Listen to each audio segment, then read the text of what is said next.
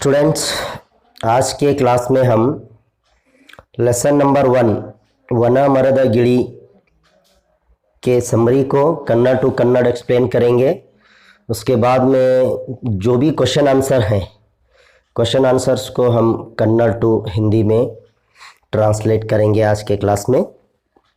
तो सबसे पहले हम इस लेसन की सारांश समरी को मुख्तसर शॉर्टली कन्नड़ टू कन्नड़ पढ़ाएंगे, क्योंकि आपको आंसर्स कन्नड़ में ही याद रखकर कन्नड़ में ही लिखना होता है एग्जाम में।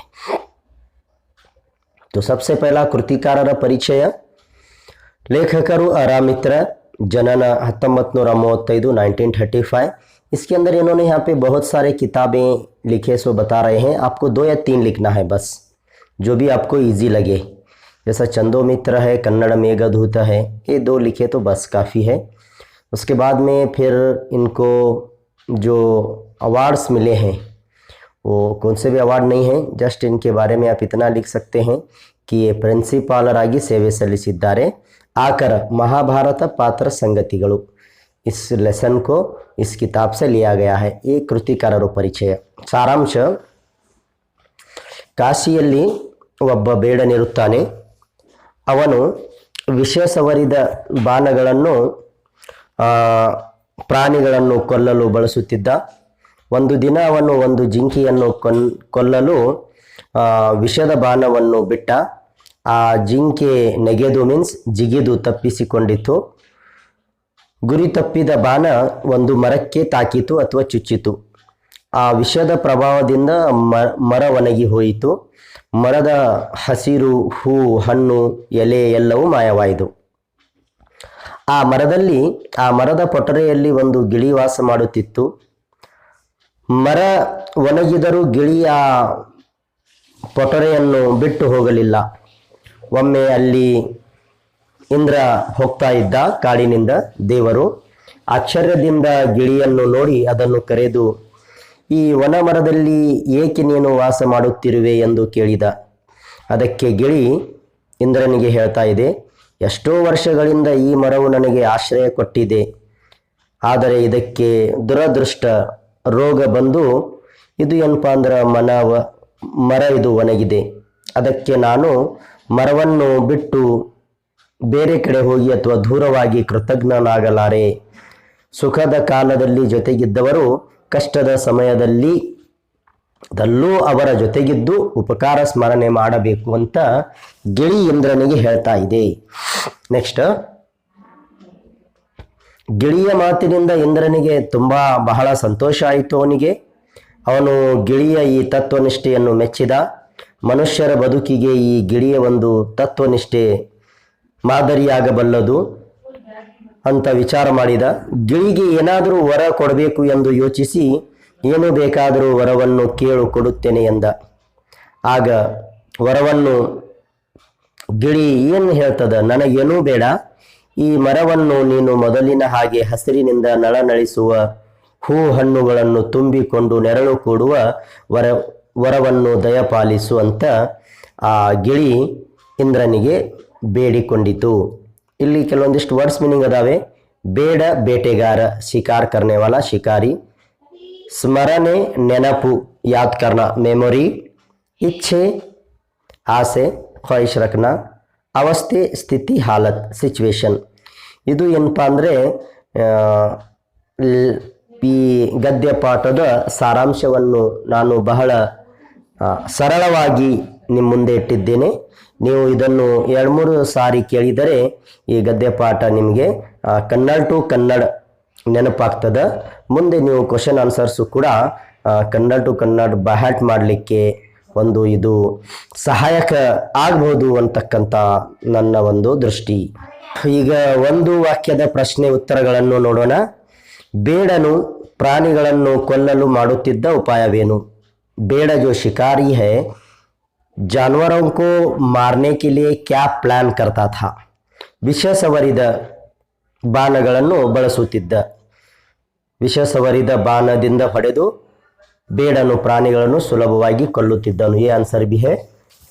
जहर वाला तीर इस्तेमाल करता था, विषसवरित बाण ಬಳಸುತ್ತಿದ್ದ. विषद बाणವು मरಕ್ಕೆ ಏಕೆ ತಗುಲಿತು? वो जहर वाला जो तीर है उस ट्री को, दरख्त को क्यों लगा? जिंके हारी तप्पिಸಿಕೊಂಡಿದ್ದರಿಂದ, हिरन जंप करने की वजह से वो जो तीर है बाण वो ट्री को लग गया. थर्ड क्वेश्चन, विषद बाणವು मरಕ್ಕೆ ತಗುಲಿದರಿಂದಾದ ಪರಿಣಾಮವೇನು? वो पॉइजन वाला एरो वो दरख्त को लगने के बाद में क्या इफेक्ट हुआ उस दरख्त को? ಏನಾಯಿತು, क्या हो गया उसे? ವಿಷದ ಬಾಣವು ಮರಕ್ಕೆ ತಗುಲಿದರಿಂದ ಆ ಮರ ಒಣಗಿ ನಿಂತಿತು. ट्री वॉज ड्राई, सूख गया. वो दरख्त क्या हुआ? सूख गया. इतना लिखे तो बस, आगे का आंसर मत लिखो. फल पुष्प समृद्धि लिखे तो भी सही है, लेकिन इतना ही भी इसका आंसर होता है आ मರ ಒಣಗಿ ನಿಂತಿತು. क्वेश्चन नंबर 4, ಗಿಳಿಯನ್ನು ಕಂಡು ಇಂದ್ರನಿಗೆ आश्चर्यवादದ್ದು ಏಕೆ? पैरोट को देखने के बाद में जो गॉड इंद्र है उसको क्यों ताज्जुब हुआ, वंडर? ವನ ಮರದಲ್ಲಿ ವಾಸ ಮಾಡುತ್ತಿರುವ ಗಿಳಿಯನ್ನು ಕಂಡು, इतना भी आंसर हो जाता. या मर ಒಣಗಿ ನಿಂತರೂ ಆ ಮರದ ಪಟರೆಯನ್ನು ಬಿಟ್ಟು ಹೋಗಲಿಲ್ಲ, ಅದನ್ನು ಕಂಡು. दरख्त सूखने के बाद में भी वो तोता उसी जगह रहता हुआ देखकर वो इंद्र को, गॉड को एक ताज्जुब हुआ. क्वेश्चन नंबर 5, यहाँ पे नज़र तो नहीं आ रहा आपको, मिस हुआ है स्क्रीन पर. मैं क्वेश्चन भी पढ़ता हूँ, उसका मीनिंग भी बोल के आंसर भी बोलूँगा आपको. ಗಿಳಿಯ ಯಾವ ಗುಣವನ್ನು ಇಂದ್ರನು ಮೆಚ್ಚಿಕೊಂಡನು? तोते की कौन सी क्वालिटी, गुण इंद्र को पसंद आई? ಗಿಳಿಯ ತತ್ವನಿಷ್ಠೆಯನ್ನು, ये आंसर है उसका, तत्वनिष्ठे. 5th वन, ಇಂದ್ರನು ತನಗಾದ ಸಂತೋಷವನ್ನು ಯಾವ ರೀತಿ ಪ್ರಕಟಿಸಿದನು? इंद्र गॉड को जो खुशी हुई तो उसका खुशी की एक्सप्रेशन, इजहार किस तरह किया? ಏನಾದರೂ ವರವನ್ನು ಕೊಡುವುದರ ಮೂಲಕ, क्या भी उसको गिफ्ट देने के जरिए से जो इंद्र भगवान है उन्हें अपने खुशी का इजहार किया. ये थे ಒಂದು वाक्य के क्वेश्चन आंसर. नेक्स्ट 2 वाक्य भी पढ़ेंगे, उसके बाद में फिर संदर्भ भी हम इसी आज के क्लास के अंदर दोनों भी कंप्लीट करेंगे. 3-4 ವಾಕ್ಯಗಳಲ್ಲಿ ಉತ್ತರ ಬರೆಯಿರಿ. इसके क्वेश्चन आंसर. फर्स्ट क्वेश्चन, ಮರವನ್ನು ಬಿಟ್ಟು ಹೋಗದೇ ಇರಲು ಗಿಳಿಯು ನೀಡಿದ ಸಮರ್ಥನೆ ಏನು, ಏನಾಗಿತ್ತು? दोनों एक ही है. तोता पैरोट उस ट्री को, पेड़ को छोड़कर क्यों नहीं गया? क्या रीजन है? एक क्वेश्चन का मीनिंग होता है. आंसर, ಮರ ಒಣಗಿದರೂ ಗಿಳಿ ಮರವನ್ನು ಬಿಟ್ಟು ಹೋಗಲಿಲ್ಲ, ಏಕೆ? वो सूख गया तो भी दरख्त छोड़कर नहीं गया, क्यों? ಎಂದು ಇಂದ್ರನು ಕೇಳಿದಾಗ, जब ऐसा तोते को भगवान पूछता है इंद्र, यहाँ से आंसर शुरू होता. अभी मेन आंसर जो डबल इन्वर्टेड कामा है. ಹಲವಾರು ವರ್ಷಗಳಿಂದ ಮರವು ನನಗೆ ಆಶ್ರಯ ನೀಡಿದೆ, बहुत सालों से ये जो ट्री है मुझे सपोर्ट किया है रहने के लिए. ಹಣ್ಣು ಕೊಟ್ಟಿದೆ, ಫ್ರೂಟ್ಸ್ दिया है, ನೆರಳು ಕೊಟ್ಟಿದೆ, ಛಾವ್ दिया है. ಆದರೆ ಬಟ್ ದುರದೃಷ್ಟದಿಂದ, ಬ್ಯಾಡ್ ಲಕ್, ಮರವನ್ನು ರೋಗ ಬಡತನಗಳು ಕಿತ್ತು ತಿನ್ನುತ್ತಿವೆ. इसकी बैड लक है कि इसे बीमारी वगैरह सता रही है. ಈ ಸ್ಥಿತಿಯಲ್ಲಿ, ऐसे सिचुएशन में ನಾನು ಮರವನ್ನು ಬಿಟ್ಟು ಹೋದರೆ ಕೃತಜ್ಞನಾಗುತ್ತೇನೆ. ऐसे एक सिचुएशन में मैं इस दरख्त को छोड़कर गया तो मैं एक एहसान फरामोश बनता हूँ, इसीलिए मैं इस दरख्त को छोड़कर नहीं जाता. ये एक क्वेश्चन का मीनिंग है. नेक्स्ट क्वेश्चन, सामान्यवाद लोकवर्तने याವುದು? आमतौर पर लोगों की क्या एक हैबिट है, एक आदत क्या है? ಸಾಮಾನ್ಯವಾಗಿ ಮನುಷ್ಯನು ಸುಖ ಸಂಪತ್ತಿನಿಂದ ಕೂಡಿದಾಗ ಆತನ ಬಳಿ ಎಲ್ಲರೂ ಇರುತ್ತಾರೆ. आमतौर पर लोगों के पास पैसा हुकूमत जब होता है तो सारे लोग साथ में होते हैं. ಅದೇ ಮನುಷ್ಯ ಸಂಪತ್ತನ್ನು ಕಳೆದುಕೊಂಡು ಕಷ್ಟದಲ್ಲಿರುವಾಗ ಎಲ್ಲರೂ ದೂರವಾಗುತ್ತಾರೆ. वही इंसान पोजीशन, माल, पैसा सब खो गया, गरीब बन गया, तो जो साथ में रहने वाले वो सब दूर हो जाते हैं. ಇದು ಸಾಮಾನ್ಯವಾದ ಲೋಕವರ್ತನೆ. नेक्स्ट क्वेश्चन, गिಳಿಯು ಇಂದ್ರನನ್ನು ಯಾವ ವರ ಕೇಳಿತು? पैरोट गॉड इंद्र को कौन सा गिफ्ट पूछा?